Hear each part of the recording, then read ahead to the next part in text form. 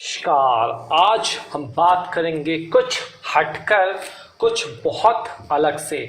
और मैं टॉपिक को कोशिश करूंगा कि आप बोर ना हो, और इसलिए मैं एकदम बेसिक से नहीं स्टार्ट कर रहा, इसको थोड़ा सा इंटरेस्टिंग बनाएंगे ताकि आपको सर्वाष्टक समझने में आसानी हो।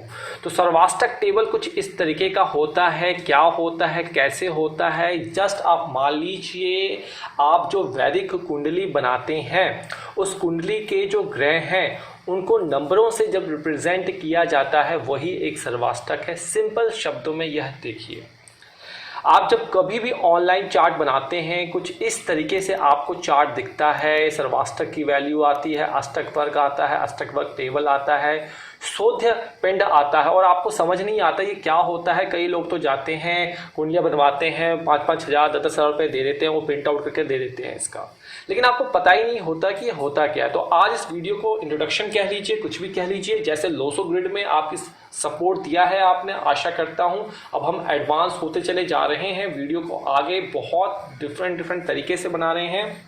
तो देखिए, सर्वाष्टक को जो मैंने कहा है उसको समझ लीजिए।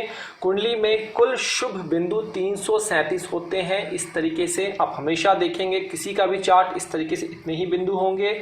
यह कुल 12 भाव, जितने ये 12 भाव दिए जा रहे हैं, इन पूरे भावों को 337 नंबर दिए जाते हैं। किस हिसाब से नंबर दिए जाते हैं? देखिए, औसत नंबर जो होता है, एवरेज नंबर 28 को हम अच्छा कहते हैं। शुभ बिंदु होते हैं, अगर किसी प्रत्येक भाव में ये जितने भी भाव यहाँ पे आपको दिख रहे हैं, अगर हर भाव में 28 नंबर मिले हैं वो शुभ बिंदु होते हैं। इस तरह किसी भाव में 28 से ज़्यादा बिंदु हो तो वह बली माना जाता है। मतलब 28 से ज़्यादा है तो वह भाव, वह घर स्ट्रॉन्गेस्ट माना जाता है, इसको आप मान के चलिए। और कम होने से, अगर किसी भाव में 28 से कम वैल्यू है तो वह निर्बल माना जाएगा, इसको भी नोट कर लीजिए। तो 28 आपका मूल सिद्धांत है, यानी 28 से अधिक बिंदु वाले राशि या भाव में यह ग्रह का गोचर, कोई भी गोचर करेगा। गोचर को भी देखने का सबसे आसान तरीका है, जिस भाव में गोचर कर रहा है उस भाव में अच्छे बिंदु मिले हैं तो उस भाव में उस साल आपको अच्छे फल मिलने वाले हैं।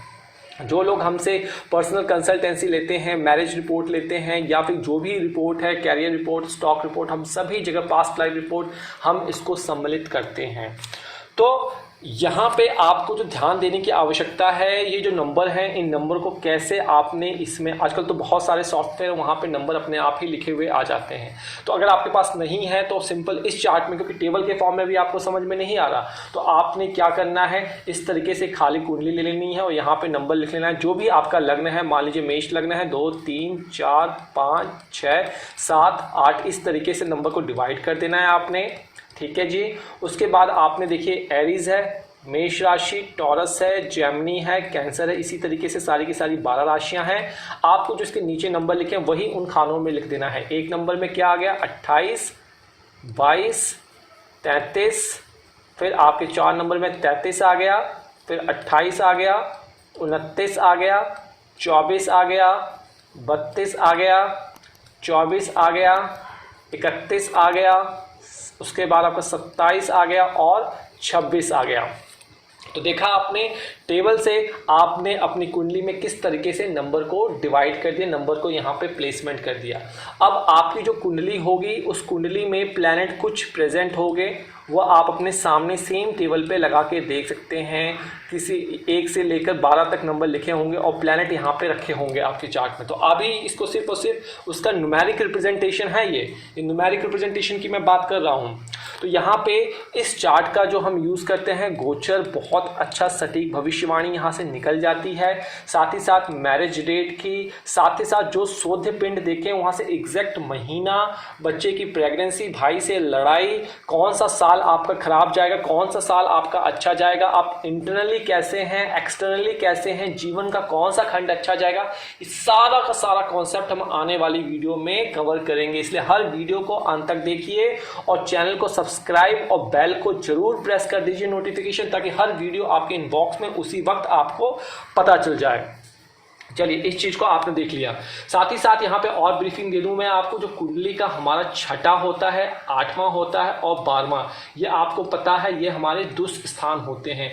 इस घरों में अगर 28 से कम बिंदु हैं, इन घरों में 28 से कम बिंदु हैं, तो आपके लिए यह अच्छा कहा जाता है, सोने पे सुहागा कहा जाता है।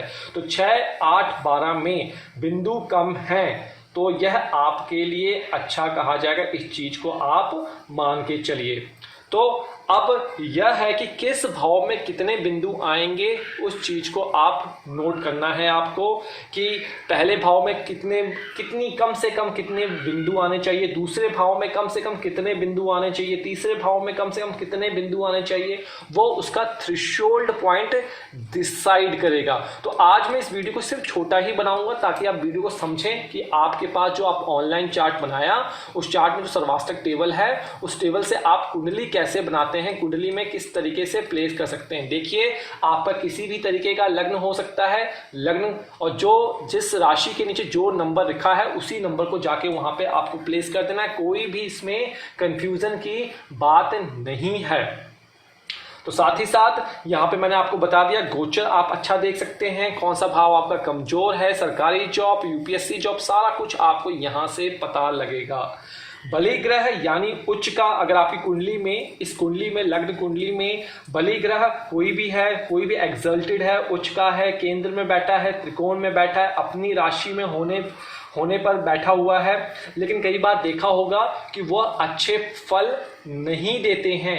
क्यों नहीं देते हैं? क्योंकि मान लीजिए कोई घर 4 नंबर पे, मान लीजिए जुपिटर जो है उच्च का होकर बैठा हुआ है और इस 4 नंबर में 19 बिंदु आए हैं, तो वह देखा आपने, यहां से तो देख लिया कि यहाँ पे अच्छा एक्सल्टेड होके मिला है, तो अच्छी दशा, अंतरदशा, गोचर में अच्छे फल देना चाहिए, लेकिन वह नहीं दे रहा। क्यों? क्योंकि उसका सीक्रेट जो है वो सर्वाष्टक चार्ट में डला हुआ है। और ये जो नंबर मिल रहे हैं, ये सारे ग्रह, जितने भी ग्रह हैं, वो सारे नंबर एक एक करके घड़ा भरते हैं, एक एक घर कर ये नंबर देते हैं। देख सकते हैं आप, सूर्य, चंद्रमा, मंगल, बुध, जुपिटर, वीनस और शनि, राहु और केतु को इन सर्वाष्टक में नहीं कंप्लीट किया जाता। इस चीज को आप नोट कर लीजिए और बार बार ना पूछिएगा।